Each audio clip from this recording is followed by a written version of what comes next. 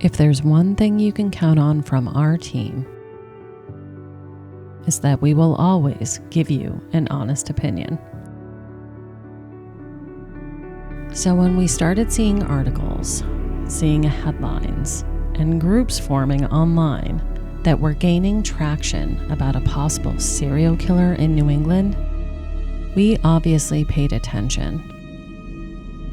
This is our unedited conversation about this topic. We recorded this on April 16th, 2025. Welcome to Invisible Tears. I'm Jane.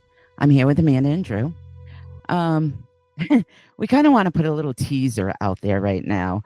We're definitely going to be doing a lot more research, but I'm a bit of a internet sleuth, especially on Facebook. I try to keep up and I try to read as much as I can on Facebook, see what people are talking about. And I came across this Facebook page, New England Serial Killer. Mhm. And I started reading a lot of the comments, and then people were putting on, they were tagging paper clippings and stuff like that. Mostly from down in Connecticut, Rhode Island, and Massachusetts. The big topic of the past few weeks is there a serial killer in that area? Yep. Now, like from mid-March to now, I think they have found like 7 bodies and remains. Mhm. And it's all been Eastern Connecticut, Eastern Massachusetts, and Western Rhode Island. So I decided to do a quick video on it. Just a quick video, my opinion. I mean, I'm, possibly the only survivor of a serial killer. So I decided to do this quick little video and put it on our Invisible Tears page. That sucker went viral within 2 hours. I was like, holy crap. Even the New England Serial Killer Facebook page posted my video on their page. Yep. And They then immediately did. that Yep. like immediately. And it just went by. It's still going viral. Yeah.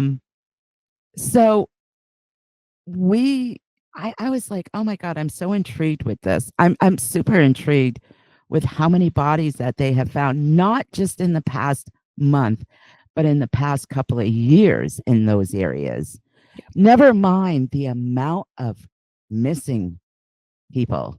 Yeah. Like, it is crazy. If you go on Rhode Island's missingperson.gov page, there, just from last summer, there is an enormous amount of missing people. Mhm. Crazy. Men, male and female. Mhm. It is just crazy of what's going on down there. Now, what pissed me off and why I kind of did that video was we hear the same thing in New Hampshire as I was hearing down there. As soon as they found remains or as soon as they found a body, it was deemed not suspicious through law enforcement. Like, Mhm. they hadn't even sent the remains or anything out for forensic, and it was already deemed not suspicious. What? Yeah. The only one that they really would not comment on was the torso they had found in a luggage Mhm. in a suitcase. Yep. That's only slightly suspicious. Yeah. They wouldn't say it was suspicious or it wasn't. They just No. didn't comment on Didn't that. comment on it. So even like, a really? part of a body in a piece of luggage, they won't even say is suspicious. Right? I mean, now my opinion and what I found with all the reading that I was doing, okay, you find remains or you find a body. Let's go with a body. Mhm. All right. They immediately go on and say, not suspicious. Well, if it's not suspicious, give us the reason of death. Was it suicide? Was it an accident? Give us a reason why that person died. You don't just say, not suspicious. Seriously, it doesn't make sense. If you know it's not suspicious, then you know the reason of death. So why don't you share that? Mhm. I mean, my opinion, it just doesn't make sense.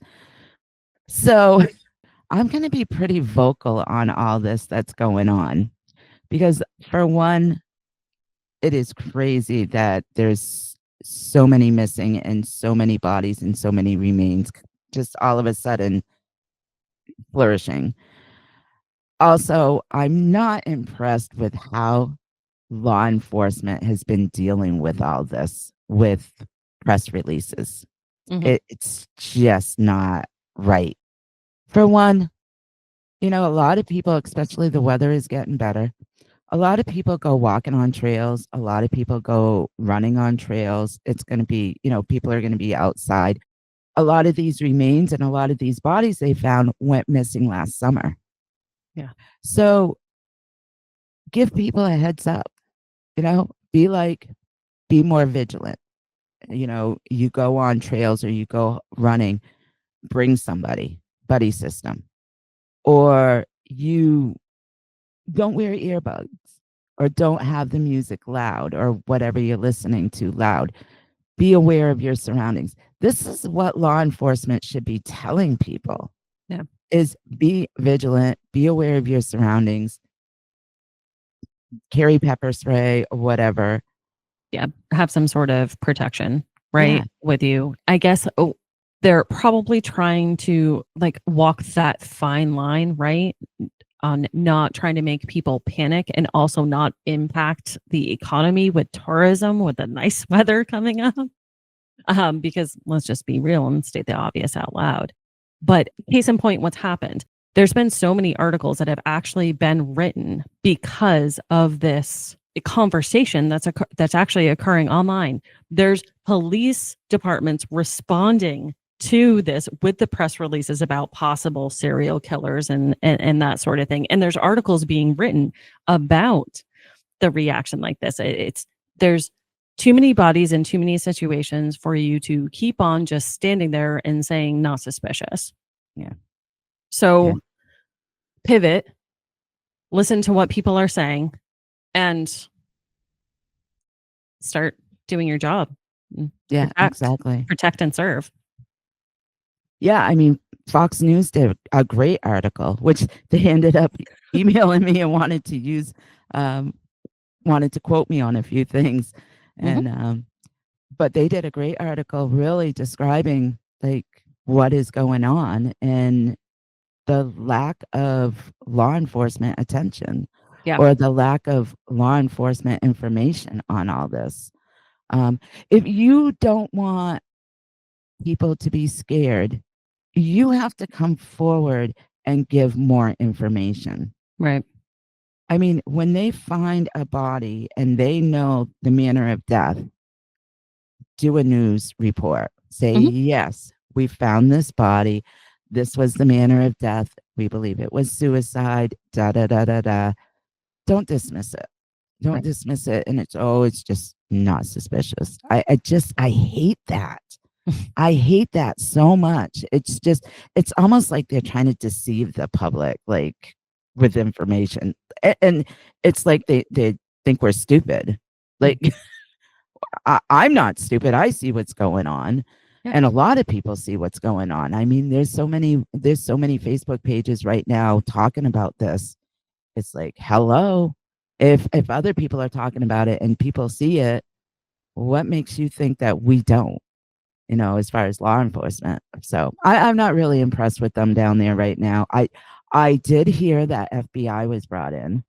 Now, if everything's not suspicious, why is FBI being brought in? Because it's multi-state? I don't know. Jesus, I just don't get it. Why are they being brought in? Because if they're not connected, then there shouldn't be any multi-state crimes being committed. So exactly. Yeah. But everybody that's talking online, everything, we're just citizens. We don't know our ass from our head. Yeah. We just don't know anything.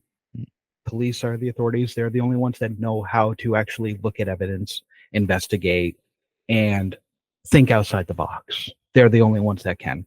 Mm-hmm. Yeah. Although it's amazing that to actually get into the police department, I believe you have to pass so many psychological tests and everything like that to prove that you're not a psychopath or you don't have those tendencies.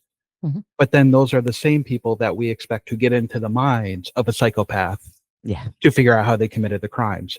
So I do ask, those great detectives that are able to think like a psychopath and solve these crimes, did they lie on their psychological test to get into the police department? Or did they develop that after working with criminals? It's probably a combination of both, to be honest with you. That's what I was just thinking. I have to tell you, especially knowing a little bit of something about something with psychology, I can tell you from experience, if you know enough about psychology and if you're dealing with some sort of psychological test, you know how to answer it for a certain result. Yeah. And that's all I have to say about that. And then Jessica did some research last night, which she's going to do a lot more research. She's like right into it. There was a bunch of murders or bodies found, or a lot of suspicious activity happening in Bluff Park in Groton, Connecticut. So she's been like diving right into that information right now. She was like, look at this, look at this, look at this. So this is kind of a teaser. We're definitely going to start, looking at each piece one by one, looking at each case, see what we can find, see what information we can find. And so we're definitely going to start talking about this a lot more, talk about the victims. Some of them haven't even been identified yet. Right. Yeah. That's how recent this is. I mean, so recent. It's still like, it's like every day there's something new. So yeah, we're definitely going to do our due diligence and dig in, as much as we can. And we also still haven't forgotten the comments that we've previously made throughout our entire 5 seasons that we've been doing this. We've alluded to things not being okay with the amount of bodies being pulled out of the Merrimack. And that's been happening, the Merrimack River. And that's been happening for quite a few years now. Obviously, this most recent activity down in Rhode Island, Connecticut, Massachusetts, obviously, because of how active it is, that's definitely drawn some attention. But we haven't forgotten about that piece too. I know that I had a conversation with Jessica about her looking into those as well. So more to come with that stuff. We'll be right back after a quick word from our sponsors. And now back to our episode. Another thing that I was reading online that was really like, pissing me off is along, I think it was 395 in Massachusetts or Connecticut, some remains and some bodies have been found in homeless encampments. But they're like, some of them were remains. They were there for a while. They could have been overdoses, drug overdoses, stuff like that. And I'm reading this crap and people are just dismissing this. Now, let me tell you, homeless encampments are definite breeding grounds for serial killers. Of course. For one, people aren't going to be suspecting a serial killer. They're going to naturally assume that it was drug overdoses. And that's where I've read this. They sometimes start their killing spree with homeless encampments because the possibility of them being caught is so slim. And it's like, it's a practice thing for them. That if they can do this, if they can kill in a homeless encampment and get away with it, then they move on to other victims. Do not dismiss any bodies or any remains found in homeless encampments as drug overdoses. It could be serial killers. Just don't dismiss that. I know that people are judgmental when it comes to stuff like that, But I mean, think about it. If you're just starting to be a serial killer, what is, I mean, your possibility of being caught with killing at a homeless encampment is so slim because people are automatically judge and made their own assumptions. And that was one of the things that was happening up along Merrimack River, because a lot of those places were homeless encampments. Yep. And that's why I never dismiss that. People are like, oh, they got drunk, they were drugged, they fell in the river, da da da da da. Come on now. Let's look into that a little bit more, because one, maybe two, I would go with 5, 10, 15. Yeah. No. Yeah, it seemed like there was a prominent problem in the Merrimack River of guys in particular, as you know, reading the articles, they outlet it as these guys would shoot up with heroin and then just roll into the Merrimack River and drown. Right. That's pretty much what they were saying, is everyone was an overdose or suicide for them to end up in the Merrimack River. Yeah. Yeah. It's like I said, maybe 1 or 2, but not 5, 10, 15. Yeah. And honestly, too, I know that as you were speaking about the judgmental piece, it's just because somebody is, you know, possibly a drug user or is homeless, it doesn't mean that their life doesn't matter any Exactly. less. So exactly. There have been multiple instances throughout history where there has been a problem, where the pool of people was homeless encampments, was, you know, drug users, was prostitutes, was, I mean, just think back through history. These people's lives matter. And to just simply write it off as must have been this. Let's blame their lifestyle. Right. No, I just disagree with that. Right. Me too.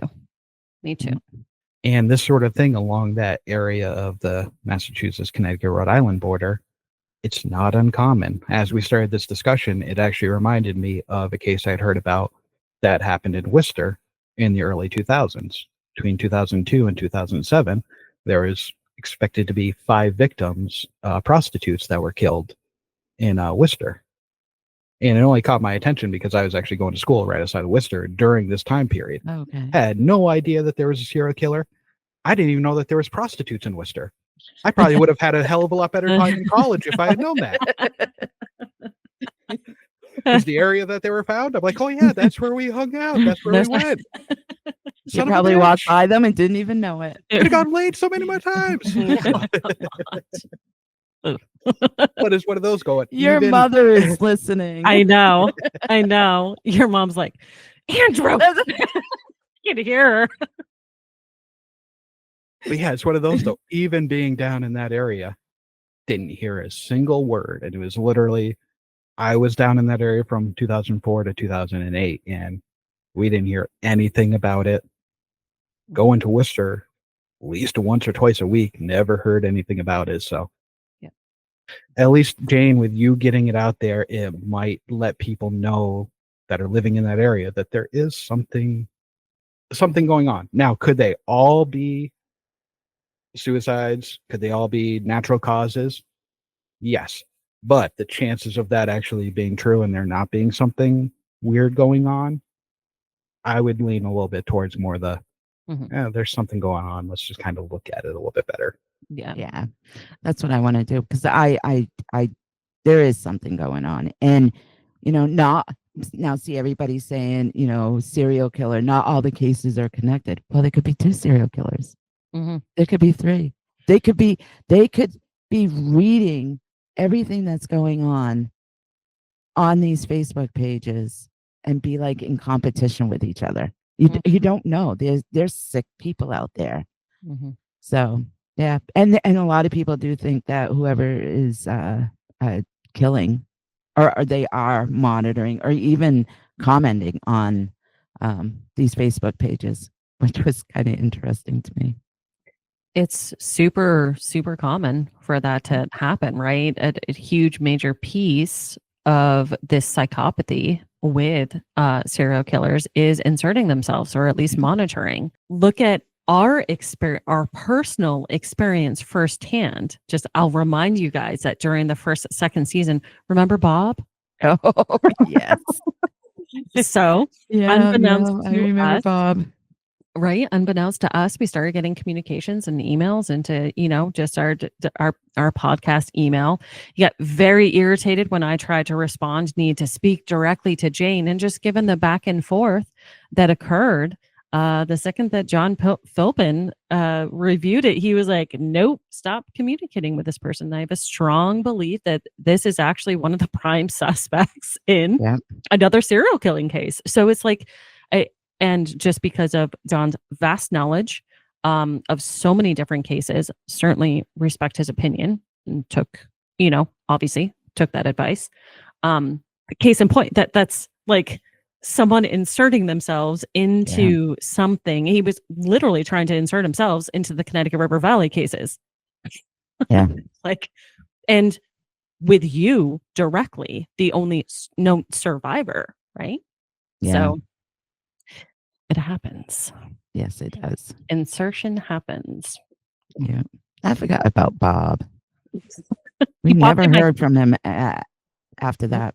He popped in my head because I still go back to, you guys thought I was so freaking crazy because I was so freaked out at his initial communications. And you guys are like, you're just paranoid. Da, da, da, da, da. And I was like, no, there's just like something that's off. And then we ended up finding that out. I was like, see? It's actually funny. We should possibly even revisit that email with Bill Thomas in particular, because Philpin did believe whoever sent that email was tied to the Colonial Parkway murders in particular. So it'd be great to actually run that again by Bill Thomas and just see, is there any connections to Wilmer? Or is it possibly the connection to the second killer that they believe is actually associated with the Colonial Parkway murders? Yeah. Yep. Given that, we've had some direct communications with him and Kristen lately, given how much, traction has occurred with some of the cases and everything like that. And we'll definitely be having discussions as soon as we can. They're very busy, but as soon as they can get on, we're going to have a nice, lengthy, long conversation with them. So we can even preface that with, sending him and Kristen that information and be like, hey, did you want to actually revisit this now? Because I know we sent them that information, but time that they actually had received the tip, something else that broke the case to identify Wilmer as the suspect. So it's one of those we were kind of curious, but we know that Bill definitely had gotten overwhelmed with this new information that came to light that actually led to them identifying Wilmer as the main suspect. Yep, that's a great point. So there's some teasers for you. We got some really good episodes coming up. I'm going to really dive deep into a lot of those cases down in Connecticut, Rhode Island, and Massachusetts. And we'll see what we come up with. And we will definitely be sharing on our episodes coming up. So anything else, guys? I think all I want to just sort of summarize this little teaser with too is that we're certainly not trying to create any sort of panic. We don't. We don't want anybody to panic, and we certainly don't have a ton of the facts that we have is what's being found, right? And it's just sort of like the sheer amount, what's being released or lack thereof of what's being released about it, and sort of like the explanation that's not making sense. Just want all of you to understand that this is occurring and to simply be just a little bit more diligent about your surroundings, right? Make sure if you are down there and in this area that you are doing, some of the tips that Jane said. You are being extremely observant about your area. If you're going anywhere alone, just make sure that, you're aware of your surroundings, you're protecting yourself in the way that you feel comfortable, and you aren't putting yourself into any sort of situation where it could be dangerous. We want you all to stay safe. We're just trying to shed light on what's happening right now. Yeah. Buddy system. Let somebody know at all times where you are, and stay safe.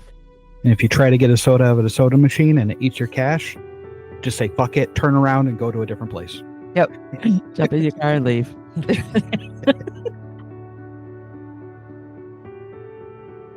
Thank you all so much for listening to this episode of Invisible Tears. Make sure you subscribe to our podcast to hear all future episodes. Click into our link tree too in the episode description to find and follow us on all our social medias. And it also links to our website, invisible-tears.com, where you can keep current on any events that may be coming up, read more about Jane and the team, and read more about all the Connecticut River Valley unsolved cases. Evil may exist in this world, but we will not let it win. See you next episode.